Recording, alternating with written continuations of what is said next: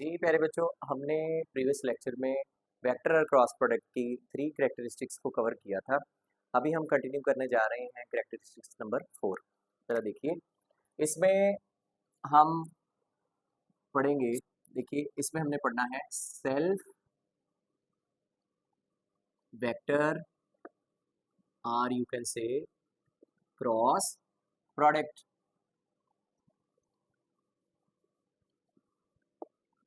अच्छा जी, self vector या cross product में ये होगा कि आपने एक वेक्टर को उसी जैसे सिमिलर वेक्टर के साथ मल्टीप्लाई करना है या उसका क्रॉस प्रोडक्ट टेस्ट करेंगे। लेट्स से आप ये इमेजिन कर लीजिए कि ये कोई वेक्टर है ए और ये दूसरा वेक्टर है, ये भी ए ही है, यानी कि सेम इसी जैसा है।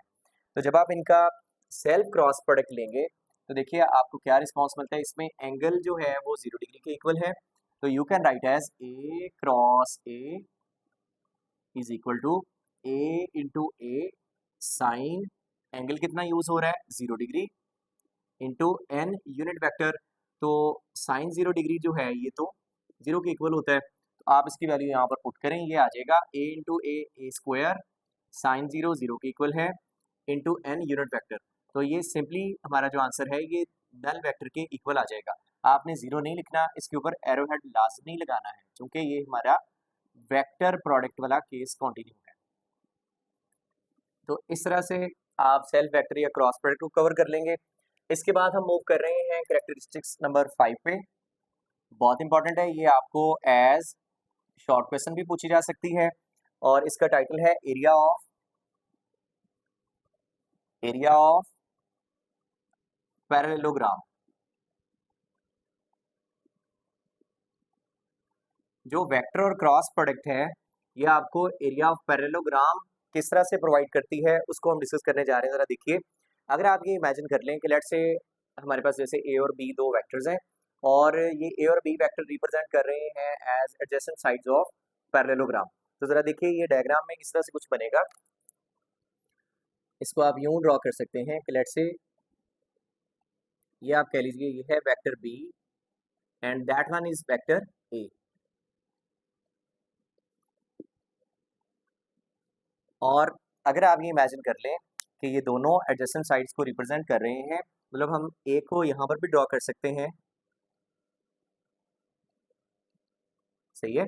और ये जो बी वेक्टर है इसको हम सिंपली यहाँ पर ड्रॉ कर सकते हैं। और इस सिचुएशन में अगर आप देखिए तो ये पूरी एक पैरेललोग्राम स्ट्रक्चर बन गई है और ए और बी इसकी एडजेसेंट साइड्स हैं। और यहाँ पर देखिए अगर आप एरिया ऑफ पैरेललोग्राम निकालें, एरिया ऑफ पैरेललोग्राम, बच्चों एरिया ऑफ पैरेललोग्राम किसके इक्वल है? आप देखिए अगर हमने इस स्ट्रक्चर का एरिया निकालना है जिसको पैरेललोग्राम कहा जा रहा है, तो हमें इसकी बेस साइड को और इसकी हाइट के साथ मल्टीप्लाई करना होगा। तो you can simply write as कि बेस मल्टीप्लाई बाय हाइट। अब आप देखिए कि इस डायग्राम के अकॉर्डिंग जो बेस साइड है ये है वेक्टर। अगर आप इसी साइड का मैग्नीट्यूड निकाल लें, तब यहाँ से यहाँ तक अगर आप देखें तो ये ए वेक्टर है, इसका अगर आप मैग्नीट्यूड निकालें तो वो ए के इक्वल आएगा। और ये वाली साइड किसको रिप्रेजेंट कर रही है? बेस को। अच्छा जी, इसके बाद आप फर्दर देखिए, हमने पैरेललोग्राम की हाइट यहाँ पे ऑब्जर्व करनी है। अब हाइट तो आपको तब मिलेगी जब आप यहाँ से लेके इतनी लेंथ ड्रॉ करेंगे। और ये जो इतनी आपने लेंथ ड्रॉ की है, ये चूंकि वेक्टर हमने कहा हुआ है कि ये वेक्टर है बी, और आप देख सकते हैं कि इसका ये कुछ ए वेक्टर के साथ एंगल भी है थीटा। तो अगर आपने हाइट निकालनी है, क्योंकि ये बी वेक्टर है, तो आप बी के कॉम्पोनेंट ड्रॉ कर लीजिए। बी का वो कॉम्पोनेंट जो थीटा के सामने है ये परपेंडिकुलर कॉम्पोनेंट है, दैट इज बी वाई, या you can simply write as B sine theta. और इस कॉम्पोनेंट की फिलहाल हमें जरूरत नहीं है तो इसको हम डिस्कस नहीं करेंगे, सही है। अब आप देखिए ये वाली जो साइड है ये किसको रिप्रेजेंट कर रही है? ये रिप्रेजेंट कर रही है हाइट ऑफ पैरेललोग्राम को। तो आप इनकी वैल्यूज को यहाँ सब्स्टिट्यूट कर दीजिए। तो एरिया ऑफ पैरेललोग्राम किसके इक्वल आ गया? बेस साइड इक्वल है ए के, और जो हाइट है, हाइट इक्वल है ये थीटा के सामने जो साइड आ रही that is equal to B Y, और इसको आप लिख सकते हैं बी साइन थीटा। अब बच्चों ये जो बी साइन थीटा है, ए इंटू बी साइन थीटा, इसको अगर आप सिंपल करके लिखें ए बी साइन थीटा, ये इक्वल है ए क्रॉस बी वेक्टर के मैग्नीट्यूड के। अगर आप इस रिलेशन को एक्सपेंड करते हैं तो ये आपको ए बी साइन थीटा के इक्वल रिजल्ट मिल जाएगा। इसीलिए हम ये कह सकते हैं, इस साइड पे ये चल रहा है एरिया ऑफ पैरेललोग्राम, हम ये कह सकते हैं कि जो वेक्टर या क्रॉस प्रोडक्ट है इसका मैग्नीट्यूड आपको एरिया ऑफ पैरेललोग्राम के इक्वल रिस्पॉन्स दे रहा है। और ये बहुत इंपॉर्टेंट एमसीक्यू भी है कि area of parallelogram is given by, तो ए बी साइन थीटा आप क्लिक करेंगे या आप ये देखें कि magnitude of A cross B ये आपको एरिया ऑफ पैरेललोग्राम के इक्वल इन्फॉर्मेशन दे रहा है। तो इस तरह से आप इसको सिंपली सॉल्व कर लेंगे। इसके बाद हमारी लास्ट कैरेक्टरिस्टिक्स है, कैरेक्टरिस्टिक्स नंबर 6। इसमें जैसे हमने स्केलर या डॉट प्रोडक्ट वाले टॉपिक में इन terms of rectangular component trace किया था, अभी अगेन से हम इसके लिए भी वही एक्टिविटी अडॉप्ट करेंगे। तो इसमें आप देखेंगे जी वेक्टर या cross product, vector or cross product in terms of rectangular components. सही है, इसको आप लिखेंगे in terms of rectangular components. Rectangular components again से, जैसे एक वेक्टर ए है तो उसके 3 पॉसिबल रेक्टेंगुलर कंपोनेंट्स हो सकते हैं। इस तरह से आप चूज करेंगे कि vector A is equal to A X I cap, इसी तरह ए Y J cap, A Z K cap, और इस तरह इसको अगर आप लिखें तो ये आ जाएगा B x I cap, B Y J cap, B ji K cap. तो ये 3 पॉसिबल रेक्टेंगुलर कंपोनेंट्स हैं। इसके बाद आप देखिए बच्चों, हमने इसका क्रॉस प्रोडक्ट लेना है, तो you can simply write as A cross B is equal to, यहाँ पे ये जो कंपोनेंट्स आ रहे हैं इसकी वैल्यूज आप लिखिए A X I cap, A Y J cap, A Z K cap, और हमने इसका क्रॉस प्रोडक्ट लेना है with vector B. Value put कर दीजिए, बी की वैल्यू इक्वल है, जैसे आप देख सकते हैं बी एक्स आई, बी वाई जे कैप और बी जी के कैप। अच्छा, अब देखिए हम इसको प्रोसेस कैसे करेंगे। आपने ये करना है कि ये जो फर्स्ट कंपोनेंट है इसको आप कॉन्टिन्यूसली इन 3 कंपोनेंट्स के साथ मल्टीप्लाई करेंगे। सही है, फर्स्ट के साथ, देन सेकंड कंपोनेंट के साथ, इसी तरह इसको आप मल्टीप्लाई करेंगे थर्ड कंपोनेंट के साथ, और यही प्रोसेस हमने रिपीट करना है सारे कंपोनेंट्स के लिए। जरा देखिए बच्चों, ये इस तरह से अपीयर होगा ए एक्स आई कैप, और ये क्रॉस प्रोडक्ट आप यहाँ पर लिखेंगे इनटू ये होल वैल्यू यहाँ पे अपीयर करवा दीजिए। तो या आप इसको सिंपली एक्सपैंड करके भी लिख सकते हो, लेकिन चले हम एक बार इसको थोड़ा सिंपल कर लें। तो ये आ जाएगा simply B x I cap, B Y J cap, इसी तरह बी जी के कैप। सिमिलरली आप नेक्स्ट कंपोनेंट जब लिखेंगे तो प्लस साइन आएगा, और अब आप ए वाई जे को सबके साथ मल्टीप्लाई करते हैं, फिर हम इसको इंडिविजुअली मल्टीप्लाई करेंगे। तो you can write as B A Y, second component सबसे मल्टीप्लाई होगा A Y J cap cross, इसी तरह ये सारे कंपोनेंट्स आप रिपीट कर लें तो ये आ जाएंगे B x I cap, B Y J cap, B ji K cap. इसी तरह लास्ट वाला जो कंपोनेंट है वो ए जी के है, ए जी इंटू के क्रॉस प्रोडक्ट, और ये होल फैक्टर आप अगेन से रिपीट कर लीजिए। तो B Y J cap, B जी के कैप। अब आप देखिए ये हमारी जो सेपरेशन है ये मुकम्मल हो चुकी है। अब आपने सिंपली इसको इनसाइड जो है डिस्ट्रीब्यूट करके मल्टीप्लाई कर देना है, हमें हमारा रिक्वायर्ड आंसर मिल जाएगा ए एक्स इंटू बी एक्स, ये मैग्नीट्यूड्स हैं, और क्रॉस प्रोडक्ट अपीयर होगा आई और आई के बिटवीन, तो you can write as i cross i. इस तरह आप नेक्स्ट वाला देख लीजिए a x B y, a x B y i cross j, i cross j. इस तरह लास्ट वन आप देखिए ये आ रहा है ए एक्स बी जी, और ये आप लिखेंगे आई क्रॉस के, यानी कि ये फर्स्ट इस थर्ड के साथ जब मल्टीप्लाई होगा। इसी तरह जब आप नेक्स्ट वाले लिखेंगे तो ए वाई सेम इसको रिपीट कर लीजिए, a y into b x, और क्रॉस प्रोडक्ट अपीयर होगा वेक्टर्स के between, that is j cross i, सही है, ये जे क्रॉस आई। इस तरह ए वाई बी वाई, और इसको आप लिख सकते हैं जे क्रॉस जे। नेक्स्ट वन देखिए, ए वाई इंटू बी जी, और इसको आप लिखेंगे जे क्रॉस के। लास्ट एंड फाइनल टर्म है ए जी के साथ आप एक्सपेंड कर दीजिए, तो ये आ जाएगा ए जी के क्रॉस, इस तरह ए जी बी एक्स के साथ मल्टीप्लाई होगा, इसको आप लिख सकते हैं के क्रॉस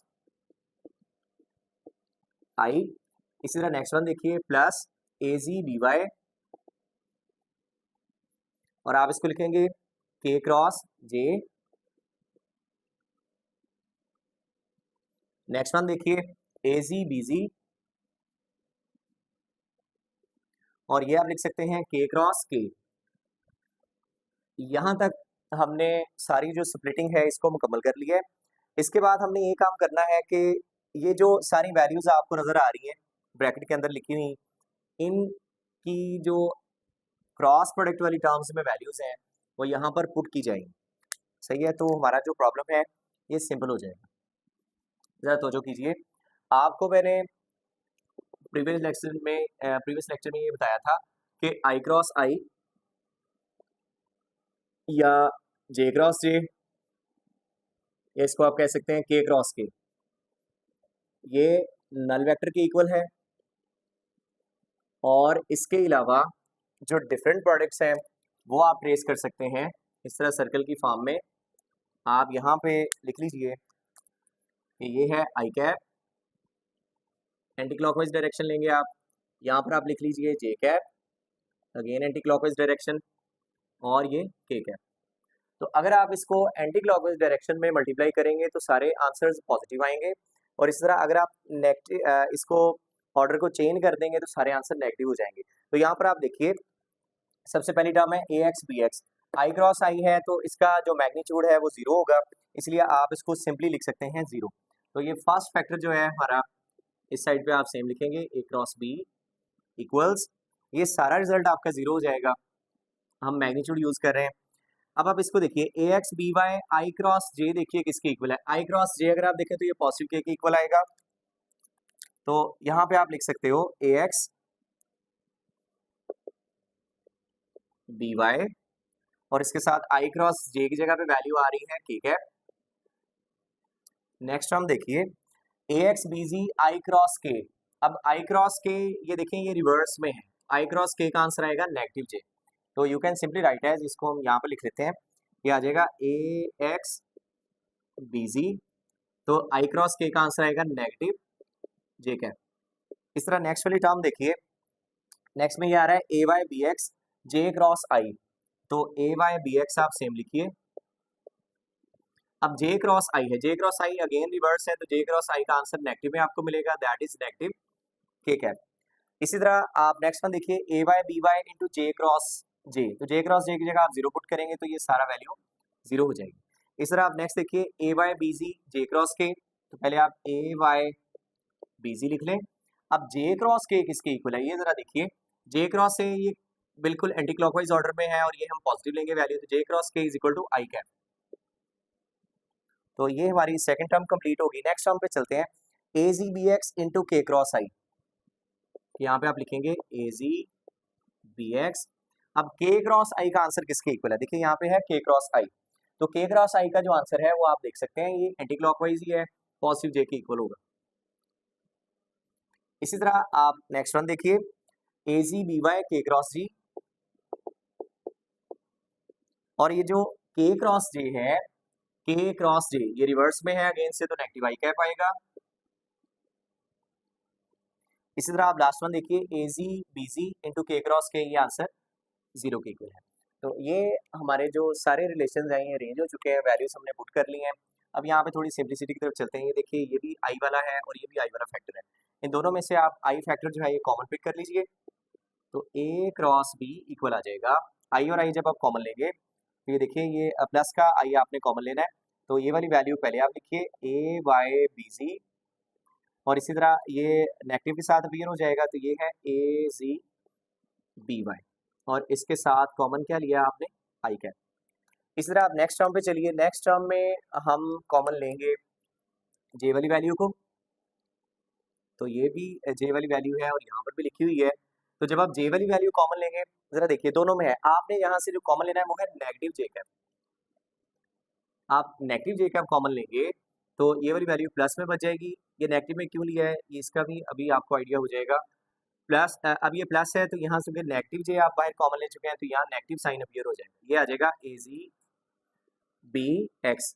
इस तरह लास्ट एंड फाइनल टर्म है हमारी के वाली, तो प्लस के साथ आप के वाली टर्म देखिए, के वाली टर्म में ये आ रहा है, सही है, एक ये वाली वैल्यू मौजूद है और एक इसी तरह हमारी के वाली वैल्यू ये वाली मौजूद है, सही है।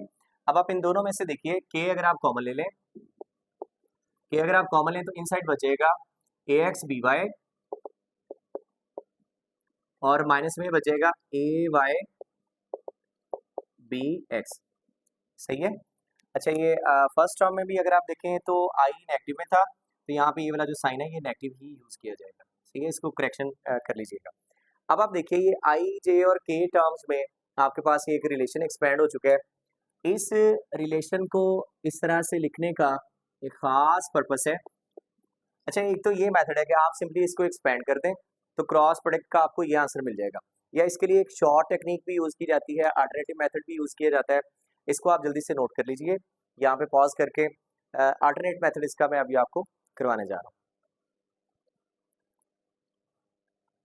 जी बच्चों, जी देखिए, इसका अभी हम करने जा रहे हैं अल्टरनेट मेथड। अल्टरनेट मेथड इसका सिंपल है, उसमें एक फॉर्मूलेशन यूज़ की जाएगी, सही है। ये वाली वैल्यू मैं अरेज कर रहा हूँ ताकि ये जो फाइनल आंसर निकाला है इसको अल्टरनेट मेथड से मैं आपको इक्वल प्रूव करके दिखाऊंगा। अच्छा बच्चों, ये देखिए, इसका अल्टरनेट मेथड ये है कि जैसे ये हमारे पास कंपोनेंट्स थे ए एक्स आई, ए वाई जे, ए जी के, इसी तरह ये बी था, बी एक्स आई, बी वाई जे और बी जी के। अच्छा जी, इसका जो अल्टरनेट मेथड है वो एक डिटर्मिनेंट मेथड है, उसमें ये किया जाएगा, देखिए ए क्रॉस बी के लिए आपने एक 3/3 का डिटर्मिनेंट ड्रॉ करना है, और देखिए इसमें आई जे और के इसको आप स्टार्ट में लिखेंगे, और इसी तरह फिर आप ए के कंपोनेंट्स सारे लिखेंगे, rectangular components A x, a Y, ए जी। इस तरह आप बी के कंपोनेंट्स लिखेंगे तो ये है बी एक्स, बी वाई और बी जी।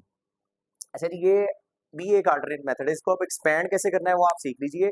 हमारा रिजल्ट अगर इस वाले मेथड के इक्वल आ जाता है, इसका मतलब है कि ये आप अल्टरनेट मेथड यूज कर सकते हैं सिंपली क्रॉस प्रोडक्ट दो वेक्टर्स का ट्रेस करने के लिए। किस तरह से इसको एक्सपेंड किया जाएगा, ये इस तरफ अगर आप देखें तो ये सारी रोज हैं, सही है, और ये जो है ये कॉलम्स हैं, तो इसको एक्सपेंड करते हैं हम फर्स्ट रो से, तो एक्सपेंडिंग फ्रॉम R1, रो 1 से हम इसको एक्सपेंड करें। इसका मेथड ये होता है, आप इसको सिंपली यूं लिख लीजिए, ये फर्स्ट कंपोनेंट, देन यहाँ पे आपने एक 2/2 का डिटर्मिनेंट ड्रॉ करना है, इसी तरह माइनस के साथ सेकंड कंपोनेंट, ये फर्स्ट वाला प्लस में होता है, सेकंड वाला माइनस में आप लिखेंगे जे कैप, और अगेन 2/2 का डिटर्मिनेंट, और लास्ट वाला जो है ये आपने पॉजिटिव यूज करना है, तो यहाँ भी 2/2 का डिटर्मिनेंट। अब देखिए, फर्स्ट पॉजिटिव लिखा जाएगा, सेकंड नेगेटिव लिखा जाएगा, थर्ड वाला पॉजिटिव लिखा जाएगा।